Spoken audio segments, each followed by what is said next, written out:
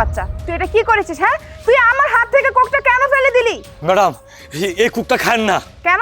এই কোকটা আমি কেন খাবো না? ম্যাডাম এই কুক খাইলে আপনি মারা যাবেন। হোয়াট? কোক খেলে কি কেউ মারা যায়? তুই তো এমনিই পাগল, তার উপর তোর মাথাটা আরো নষ্ট হয়ে গেছে। যা এখান থেকে, যা বলছে। ম্যাডাম এই কুকের মধ্যে বিষ মিশাইছে। হোয়াট? কোকের মধ্যে বিষ মিশানো আছে মানে? হেই, তুই জানিস আমি কে? আমি একজন ডিবি অফিসার। সো কেউ কি আমাকে ইচ্ছে করে মারতে যাবে? আর কে ভাই কোকের মধ্যে বিষ মিশাবে? ম্যাডাম আপনাকে এটা জানার বিষয় না, কিন্তু আপনাকে প্ল্যান করে বিষ মিশিয়ে মারা ভালাবো। এই যে আপনার বন্ধু এই বিষ মিশাইছে। হোয়াট? এই পাগলের বাচ্চা পাগল, তুই জানিস ওকে? ও হচ্ছে আমার ছোটবেলার বন্ধু, যার সাথে আমি ছোটবেলা থেকে একসাথে বড় হয়েছি। ওকে আমি অন্ধের মতো বিশ্বাস করি, আর ও আমাকে অনেক ভালোবাসে।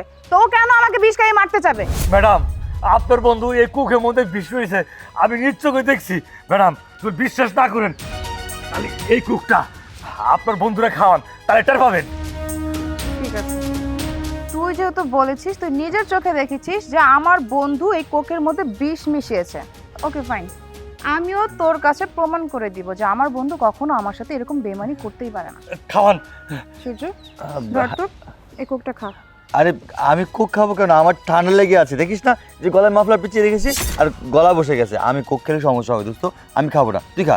তোর তো ঠান্ডা লেগেছে আমি জানি, কিন্তু একটু খেলে তো কিছু হবে না। তাছাড়া তুই আবার এটা মনে করিস না যে পাগলের কথা শুনে আমি তোকে অবিশ্বাস করছি। আমি জাস্ট এটাই পাগলটাকে দেখাতে চাচ্ছি যে উনি যেটা বলেছে সেটা সম্পূর্ণ মিথ্যা কথা। ধর একটু খা। আরে একটা পাগল কি বললো না বললো, তুই ওর কথা বিশ্বাস করে তুই আমাকে অবিশ্বাস করছিস, এটা মোটেও ঠিক করছিস না। আর পাগল তো পাগলই, পাগলের কথা কেন শুনতেছিস? আর দেখছিস আমি কথা বলতে পারতেছি না, এখন যেটা খাই আমার জবানই বন্ধ হয়ে যাবে। শোন, তোর জবান বন্ধ হোক বা যা কিছু হোক না কেন, আমি যেহেতু তোকে খেতে বলেছি তো তুই এটা খাবি। ধর খা। আমি খেতে পারবো না। কেন খেতে পারবি না? খা। আর আমি বলতে খেতে পারবো না। দেখছেন আপনি তো আমার কথা বিশ্বাসই করেন না। আপনার বন্ধু যদি কুকের মধ্যে বিষ নাই মিশাইতো তাহলে কিন্তু খাইতো, আর কি বুঝার বাকি আছে? না, আমাকে আর কিচ্ছু বোঝাতে হবে না, যা বোঝার তা আমি বুঝে গিয়েছি। হেই, তুই জানতি যে আমি একজন ডিবি অফিসার, আর তার থেকে সবচেয়ে বড় পরিচয় হচ্ছে আমি তোর একজন বন্ধু। আমার কি দোষ ছিল যে তুই আমাকে মারতে চেয়েছিলি? তোর কি স্বার্থ আছে যে আমাকে মেরে তোর স্বার্থ হাসিল হতো? এই পাগলটা যখন আমাকে বলেছিল যে তুই কোকের মধ্যে বিষ মিশিয়েছিস, তখনই না তোর উপর আমার সন্দেহ হয়েছিল। কারণ একজন পাগল হাজারটা অন্যায় কাজ করলেও কখনো কারো ক্ষতি করতে পারে না। তুই কি আমাকে সত্যিটা বলবি যে তোর কি এমন স্বার্থ ছিল আমাকে মেরে ফেলার পিছনে? তা না হলে আমি তোর এমন অবস্থা করব যে সারা জীবন তুই জেলে পচে মরবি। ধরা যেহেতু পড়ে গেছি, তোকে সত্যিটা বলছি, তাহলে শোন। আপনাকে যেটার জন্য ডেকেছি সেটা বলি। আমার সৎ বোন আপনার খুব কাছের বন্ধু। আপনি চাইলে আপনার জন্য কাজটা খুবই সোজা, যে কাজের বিনিময়ে আমি আপনাকে 1,00,000 টাকা দিব। বলেন আপনি কি রাজি? 1,00,000 টাকা দিবেন? আর কি বলেন, এই 1,00,000 টাকার জন্য তো আমি সব কিছু করতে পারি। এখন বলুন আমায় কি করতে হবে? আমার সৎ বোনকে এই পৃথিবী থেকে সরিয়ে দিতে হবে। বলুন পারবেন? কারণ আপনি খুব ভালো করেই জানেন যে আমার সৎ বোনের জন্য আমার বাবার যত সয় সম্পত্তি আছে আমি কোনো কিছুরই মালিক হতে পারছি না। আমার সৎ বোনের জন্য আজকে আমার এই পরিবেশ। আপনি যদি চান আপনি আমাকে এই থেকে মুক্তি দিতে পারেন। বলুন না, আপনি পারবেন?